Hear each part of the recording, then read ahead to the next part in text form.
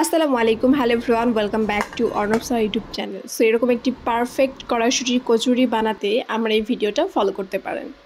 So প্রথমত আমি টক বানিয়ে নেব। অনেকে টকের সাথে খেতে পছন্দ করে। সো এই ক্ষেত্রে টক বানানোর জন্য প্রথমে আমি দুইটা শুকনো মরিচ একটু তেলে ভেজে নিচ্ছি। এরপর কিছুটা পরিমাণে তেঁতুল দিয়ে দিচ্ছি। তারপর শুকনো মরিচগুলো হাত দিয়ে সুন্দরভাবে মেখে তাতে একটু লবণ, একটু চিনি অ্যাড করে দিচ্ছি। এরপর একটু পানি দিয়ে ভালোভাবে মিক্স করলে রেডি টক। এরপর আমি যেটা করছিলাম সেটা হচ্ছে ময়দা 10 মিনিটের মতো মেখে রাখছিলাম, যদিও তখন ক্যামেরা অন করতে আমি ভুলে গেছি।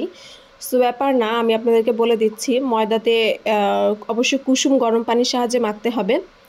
এই ময়দাতে একটু লবণ, চিনি এবং সামান্য পরিমাণে তেল মিশিয়ে তারপর অল্প অল্প করে পানি অ্যাড করে মাখিয়ে নিতে হবে। খুব বেশি নরম করা যাবে না, আবার অতিরিক্ত শক্তও করা যাবে না।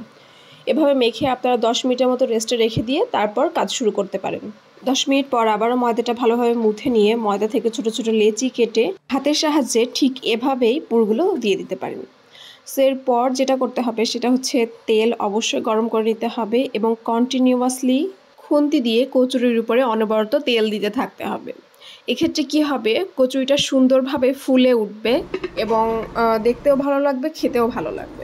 কচুরি বানিয়ে 2-1 দিন ফ্রিজে রেখেও খাওয়া যেতে পারে। সেক্ষেত্রে অবশ্যই একটা বড় প্লেটের উপরে তেল ব্রাশ করে নিতে হবে এবং কচুরি এমনভাবে রাখতে হবে যাতে একটার সাথে একটা লেগে না যায়। এমনকি উপরও রাখা যাবে না, তাহলে কিন্তু কচুরিগুলো একটার সাথে একটা লেগে যেতে পারে।